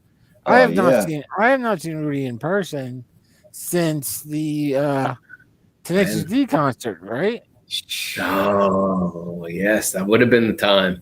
Or maybe one of my gigs. I don't know if I was there, dude. Tenacious D was at the end. Tenacious D was one of the last nights. Tenacious D was pretty close to the pandemic end. We were at. We all came to one of your gigs in East Liberty. That's what I was thinking of. Yeah. Whatever it was called. The whiskey room. The whiskey room. Wallace's whiskey. That's it. Oh, yeah. You're right. You might be right. But I'm pretty sure that Tenacious D was after that because that was a birthday. It was like K-Rock's birthday party, I think. It might be. I don't remember, dude. I think it was. That's when we saw you. It was a birthday. I feel like it just feel like I have no idea either way, but it feels like Tenacious D was longer to me for some reason. That could be totally wrong. Dude. We have to get. Let's hang out. We have to get a gathering that's not based around another event. It's not based. Oh, hey, we're going to the Tenacious D show. Oh, we're going to this performance. We should just get a little gathering of Rudy and B Rumble and the Monk. Right. And just make it. The point is to gather. Period. The point is just to gather. Let's just do it at your crib. We can do it at my crib. We can do whatever we want to do. We want to come to here. You guys want to come to Ligonier? I don't know. What kind of accessibility? There's a leaning cask, of course. Is that a good time? The cold part would be the deck, and it's not. We could. No, it's not accessible. Okay, there you go. Yeah. But where can we do it? Let's just do it. Whatever. I'm always good on Monday and Tuesdays are my best days. I got a great porch at my place too. I mean, I'm up for hanging. We could cook out, at your crib. We could talk art and shit. Yeah, it would have to be a Tuesday. I'm starting to on Monday. I'm going back. I'm working on a TV show for just Mondays and Tuesdays. I told him. You work on Tuesday too. Yeah.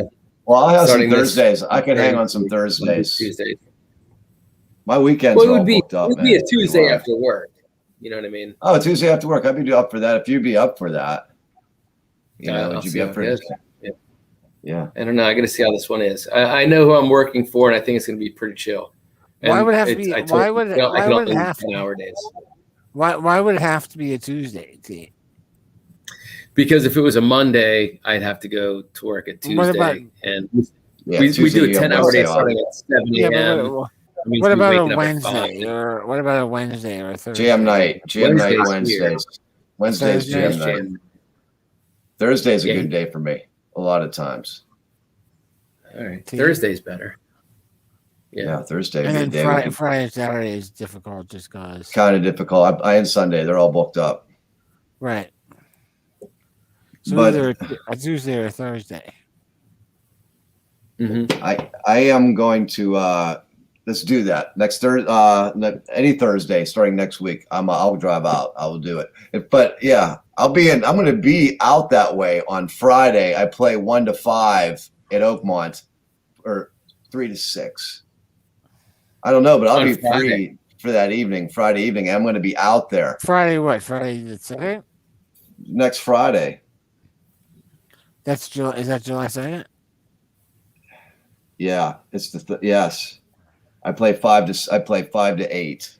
This might be a little bit late. That might be a little bit late, hanging like around 8:30. I could be there at like 8:39. Or if we would meet someplace close to like in between. That's not a bad idea. Wherever you are.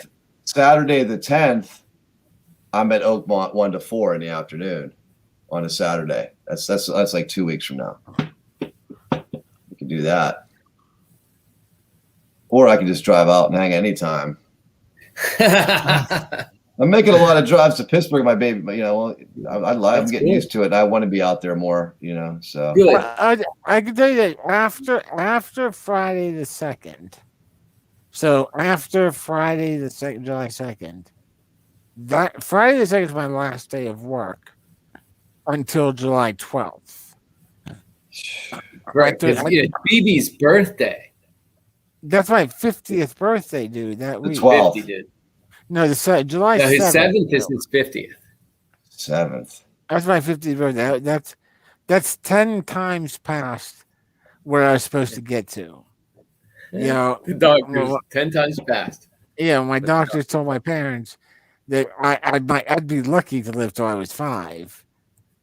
So this is coming on my 10 times birthday party. So that's so I took the whole week off. And that's why I'm talking about The Show Must Go On and Bowie's Swan Song albums. Anywhere between gonna get this. Anywhere between the evening of July 2nd through Sunday the 11th. That Saturday would be the best day because West Hills is playing on the 9th, and I need to practice. It'll be our first gig back in like 18 months, and I have to relearn how to play the piano and shit. Forget how to do all that stuff. So I'm going to be public cramming. You're saying Saturday the 10th. Saturday the 10th would be a real good day. I play 1 to 4. I'm free from 5 o'clock on that day. Like I'll be able to be. DB, you're playing 1 to 4 where? In Oakmont. In Oakmont. Okay. Pittsburgh, like closer to me. Rebecca went to Pride in Millville, and she said that she got a card from and a sample that she was bringing. There is a gin and whiskey distillery, gin and bourbon. It's something ridiculous like that, like gin is a gin distillery that just opened up in the Millville area. And she got the car. And she's connecting that with us. And we were discussing it. And I said, oh, maybe that would be good to meet up with Phoebe for around birthday. Right. Whatever celebrations you have, we could always have a second or a third celebration on the 10th. And this, True. Hell yeah. Let's do it. Let's make the 10th. It's like your birthday week. Like you have a birthday week, right, Wayne? Yeah. Fuck yeah. It's birthday week. It's birthday week. Being a Saturday is pretty awesome. You know what I mean? Yeah. For many people. Yeah. Do you have any concept, T, on what your schedule is on the 10th of July? On a Saturday on the 10th? I don't think I have. I don't think we have anything going on except your birthday. I have my planner upstairs. It's not on my phone. Okay, you're gonna be where again, Dave? Rudy, you're gonna be in. I'm playing a gig at a private club from 1 to 4, and then I'll be available at 5:30. And you'll already be in where? I'll be in Oakmont. Oakmont, okay. Which is close. It's closer to you than I am by about 10 minutes, 15 minutes. So we could pick pretty much anywhere in Pittsburgh. I don't care. I'll go anywhere. I'll go anywhere. Yeah. Exactly. And I'll be out there already, so it'll be a good head start. Be out that way.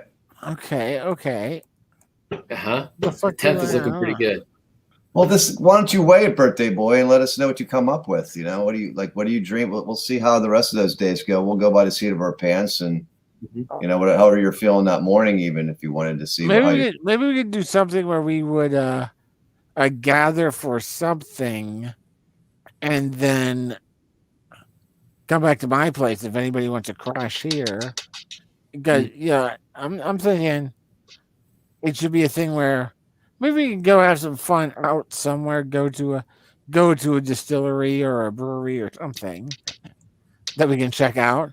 Then after we're done that, everyone can come back to my place and just hang out on the porch. Cool. Hang out on the porch, do some talking and drinking and whatever else we eat, and face to facing. Face to facing. Yeah. And then wherever the evening winds up, it's just thinking like, dude, let's just crash here because we've got the two spare rooms upstairs, and the living room in the back, and the couch there. So we got enough for fucking 4 at least 4 people. Hey man, like if I'm down. I'll come prepared. You never know if maybe I'll drink. We'll see how it goes. I'll crash, but we'll see. Either way, I could go pretty late, so I'm down. That sounds great. That's a good start of a plan. I like that. Saturday the 10th. Saturday the 10th. Yeah, let's plan on something like that. I'm pretty sure awesome. I'm open then. I'm pretty sure that we can juggle something where it can be a long haul, like kid wise. Like I think I might be all right. I don't think we're playing. I think we're good. Check it out, verify. We'll figure it out this week. We could do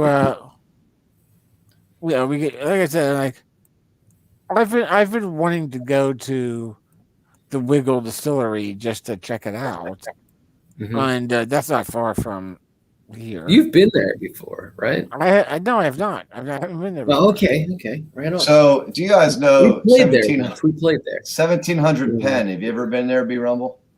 I don't think so. Adam Santition he's a mixologist, very talented. He used to do it down at the press. Yeah. And he's like the mastermind. I mean, he got some drinks that he's invented on their menu that are very impressive. And their bourbon list, they take liquor extremely seriously there. Right. Like that might be a spot you might want to think about hitting. Like it is just, I don't know if they'll have the menu on there, what they're doing, but they're doing some serious stuff, and they make it right there in front of you, like very, very. What's the name of the place? It's just 1700 Penn. It's down on the strip on Smallman, off of Smallman on Penn, right, like a block off. Right. Okay. Because I know the Wiggles is right there on Smallman. Yeah. So it's probably like it's down that vicinity. We could probably hit both of them. Honestly, that would be something to do. Let's just do that. That's the plan. Then we're getting there. Take 2 bars, then B Rumbles. Permanis on the way home, right? On the way home, Permanis. right. Well, yeah, Good they got. I know they got homemade pierogies at the Wiggles there. They make their own pierogies too. That's something. Oh, that's smart. I could eat some pierogies too. I'd eat some pierogies right now. I'd eat a whole dozen of Mrs. T's right now if they were in front of me. So if you're playing till 4 on Saturday, that means I could be anywhere by 5, anywhere in Pittsburgh by 5. It takes me about 15 minutes to set up to get torn down. We could look at doing even like a distillery tour or something. We could say, hey, let's have a tour of the distillery on dangerously wonderful. Yeah, we could do that. We could do that. It's 1 o'clock. I'm going to shut down. I'm going to log out. Hey, yes. Yeah. Hey, before you guys go, I have to go too, but I wanted to read you the 5 verses of my recent piece of art. Can you guys accept this? Yes. Let's do it. Challenge. Let's do it. Wait. You know what? Actually, no. I think everyone's got close-ups for tonight, and if you want to hear Rudy's reading, you'll have to be here next time. So good night, everybody. Or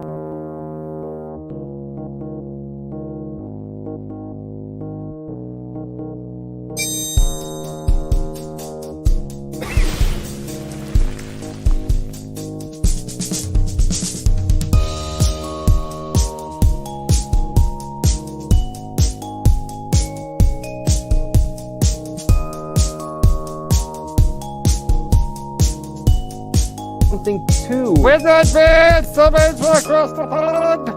Rift.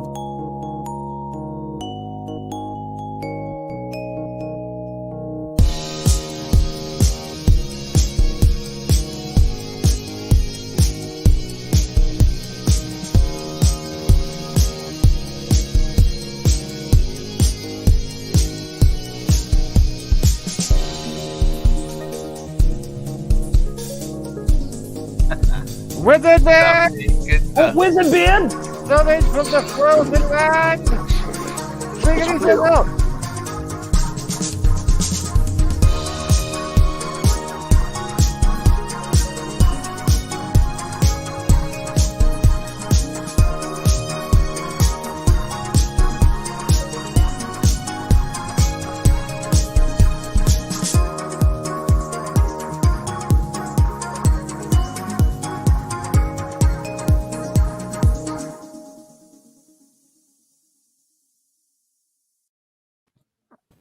What the hell are you guys doing here?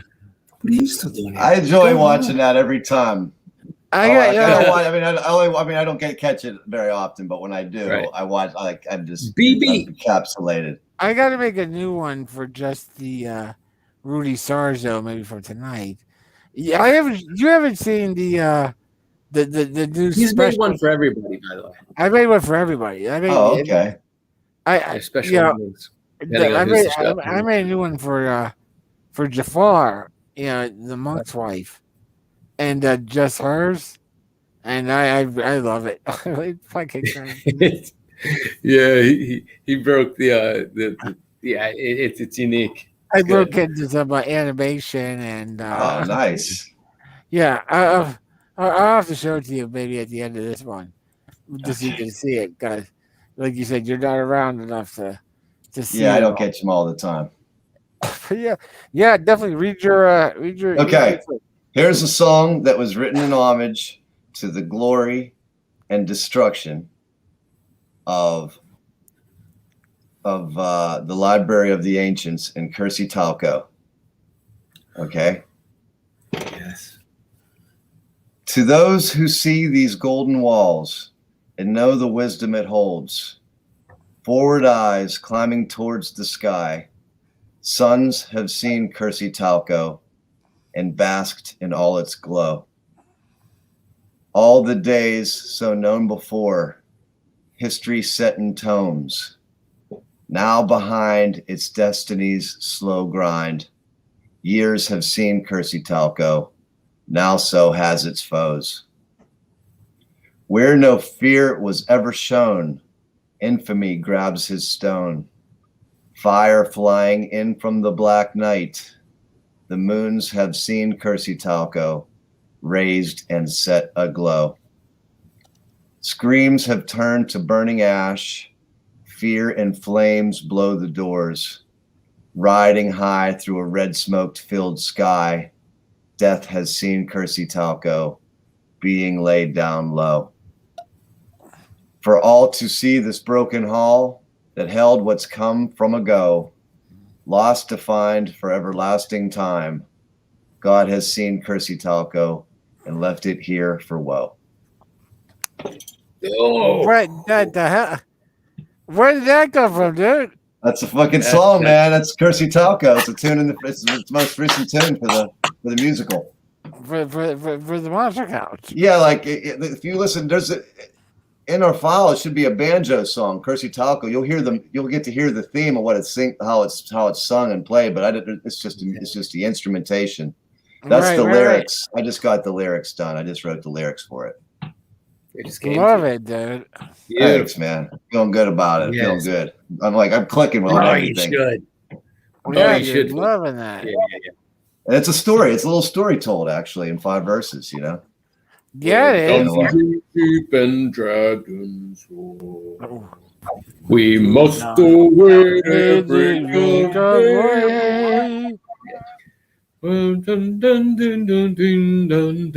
The Hobbit cartoon. So good. Yeah, it's good shit. I recognize that. That's good. Oh, shit. Yeah, dude. It was taking me there, dude. It was taking me there. All right. Yeah, dude. It totally made me.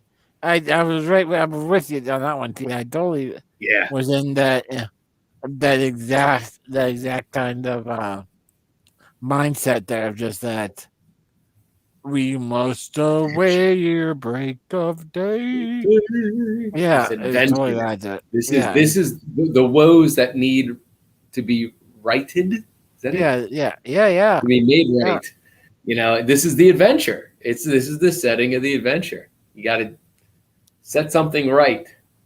Yeah, that's how it felt like. Right? It's good. It was dark. It was good. Beautiful. Yeah, it's a sad day. It was the saddest day in Cheria's history.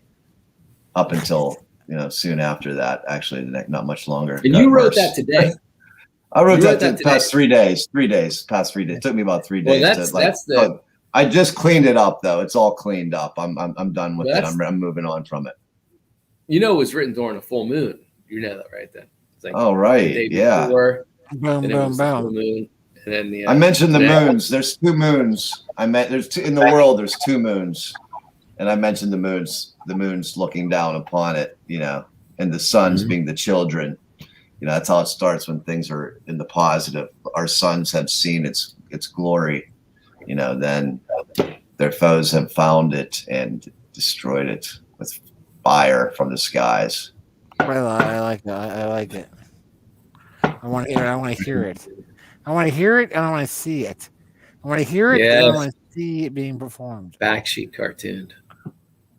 Yeah, because the whatever it was 3 weeks ago or so when we got together and went through some of the more of where you had taken the story, and like I said, I mean, previously and up to that point, I had been like, dude, it's gonna be so hard to get this across and to really get people to buy into it. With the whole, just the concept of, no, they're furniture.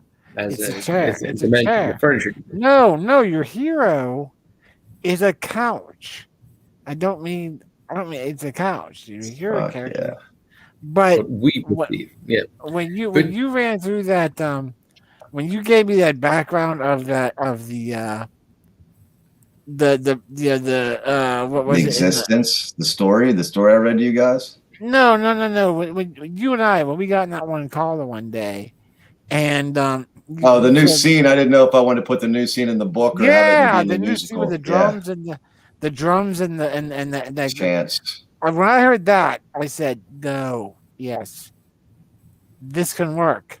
People will buy this." I People think will buy so. into it, You dude. include them. You include them as much as you can. You know, get the Yeah. group, get them Yeah, involved. dude.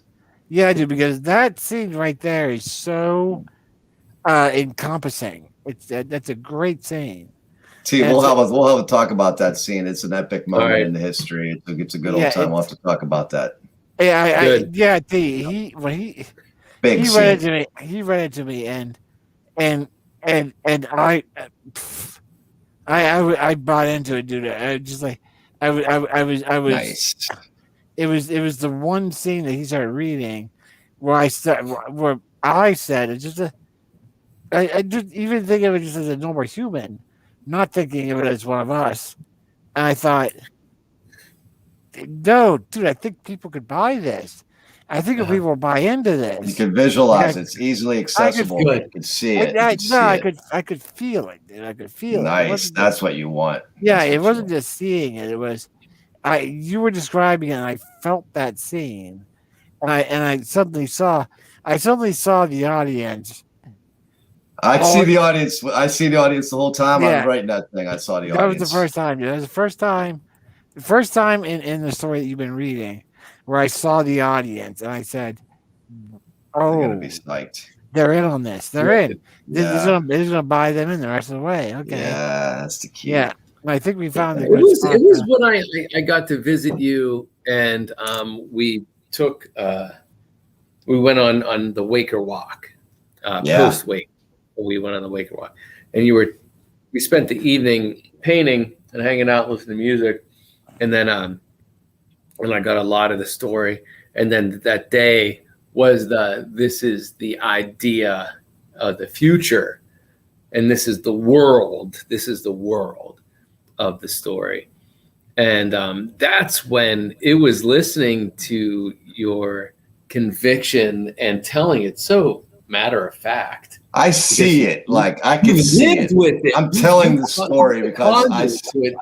That's very that true. when you talk about it, it's like, well, of course.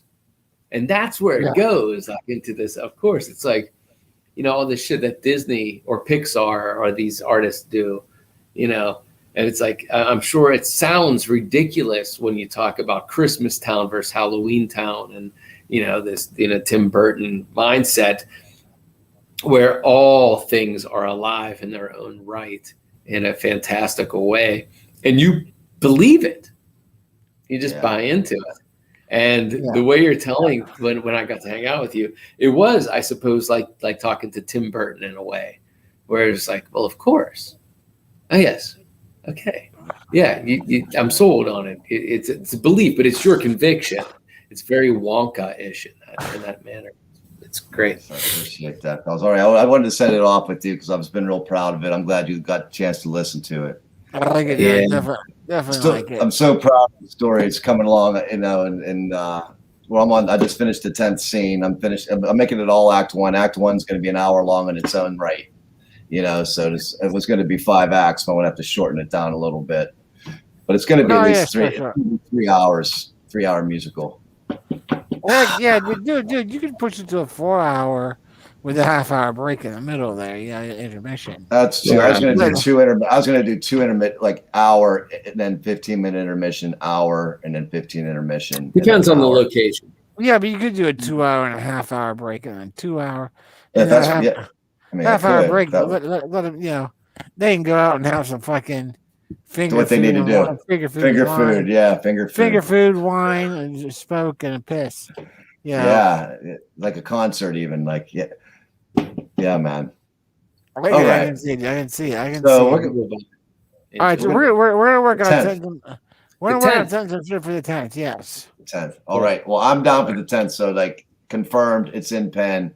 I'm done at 4. Anywhere at 5 we need to be. You get it together. I'll talk to you on your birthday. I'll catch up with you guys. Yeah, what I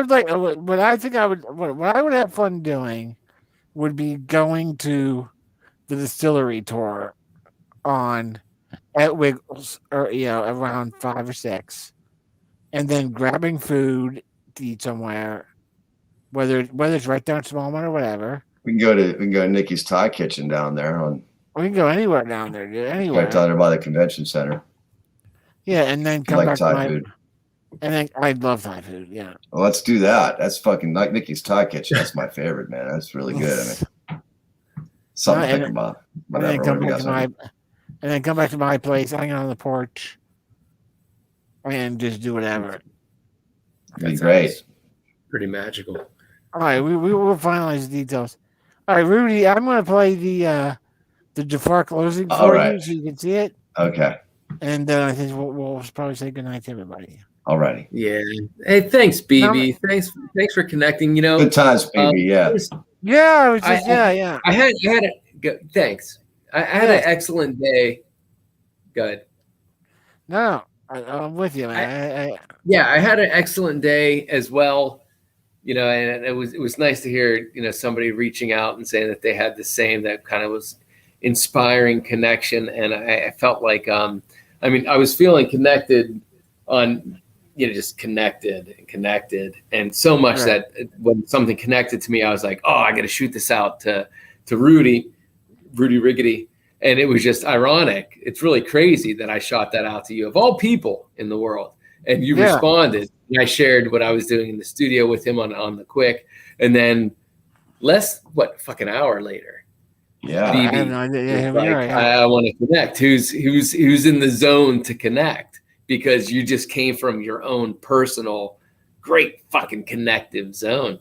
And, you know, like, you know, I don't always want to connect to people, to be honest with you. I'm very content alone. Like I connected with the entire universe today and last night in the studio. I had those for me wanting to reach out. I think it's because I was listening to all that Bowie stuff and connecting. I had tickets to go to the Wiggle Distillery on Thursday for they were having I told you, T, that Imp and Arm. I told Rebecca.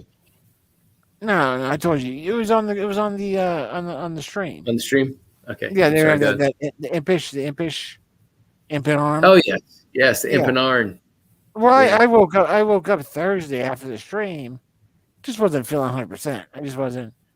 I was like run down. I thought, fuck, I'm just not gonna go.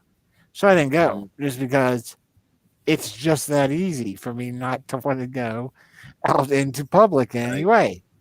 You know, so I just like, I'm very content. Yeah, I'm run down. You know what I'm gonna do? Sleep a couple extra hours and not worry about getting up and going and pushing that shit. I'll get to Wiggle Distillery soon enough, because I do want to go there and support them, just because, like I said, they were a great resort, a great resource during the pandemic. You know, like the fact that they would deliver alcohol to my door, and then after the first time that they came, and I told them, dude, it's just so tricky to get a signature. You know, like, because we have to have a signature. And I was like, it's very tricky because I'm in a wheelchair. So if I'm in bed, there's no way for me to get up in time before they come. And they were just like, I told them, and they're like, okay, you know what? Don't worry, we'll take care of it. And then sure enough, every delivery after that, they brought it to my door. They'll knock on the door. That's nice. K-Rock goes there, waves at them, goes, hey, thanks. And that's enough. They don't need any kind of signature or anything. They just drop it off. You know, so that's awesome. That's awesome. That's awesome, man. Yeah. I gotta support. Awesome. You gotta support them. You gotta support them. Yeah, that's a look. You know, they're a local distillery. They take all their fucking corn mash.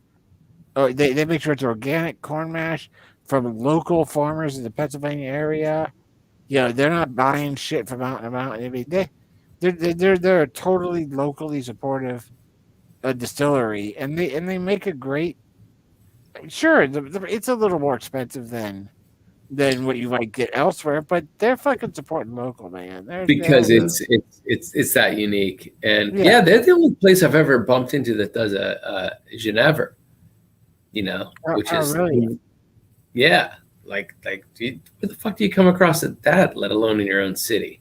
You know, that's the root of gin. It's Dutch, Geneva. Yeah.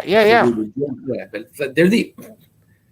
I only heard about it when I was up there, and then come back and see that Wiggle is doing one. I was like, you got to be kidding me! That's brilliant. Yeah, dude, they're definitely on it, dude. They do a good. They do it good. They make a good product. They do good work, and they're open to trying new things, and they don't But I love when I just got their bottle of Wapsie. It's called Wapsie bourbon. They only do it once every year or two, and it's the only bourbon that you can get anywhere that is 100% Pittsburgh grown organic corn. Like nobody else makes it. There's just not enough corn out there in Pittsburgh to grow it. But this is the only bourbon you can find anywhere in the country that is 100% locally Pittsburgh grown organic corn, and it's fucking delicious. It's very tasty. It's very different, Yeah, so I would love to go to them during my birthday week at some point. All right. All right, Rudy. Here's now. Keep in mind, I've got a number of different closings here. They all start exactly the way yours and Rev's does, but we just mix up who shows up. This one's a little different, but here's the Jafar closing. Okay. Thank you, everybody. Thank you so much for coming to the big room on this very auspicious evening. Thank you, Rudy Sarzo. Nice to meet you. Good to see you, fellas. Good to be here. BB, thanks for the invite.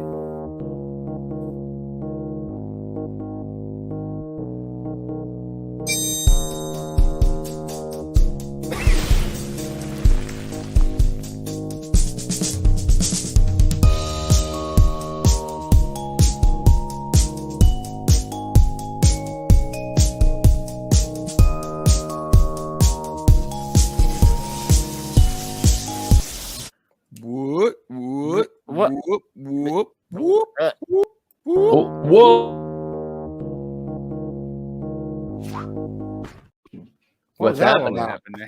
That was awkward. Summons Mayor McCheese. Summons the Queen of Mayor McCheese Town. What are you doing? What? Hey, please stop. Who's doing it? Hey! No. What? Genie Jafar. Huh. No. Genie Jafar. Too much magic in the room. Too much magic in the room.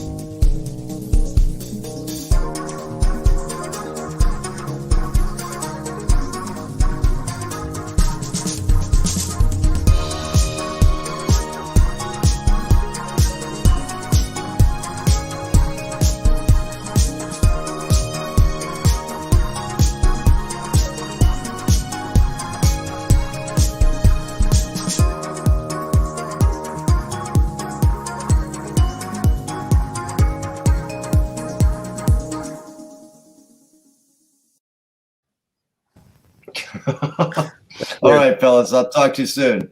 Have a good night. Rudy. Have a good night. Peace. Love you guys. Cheers. Take care, D. I'll see you on sometime soon. I'd like that. Gonna happen. Love you. Thank you. Good night. Good night.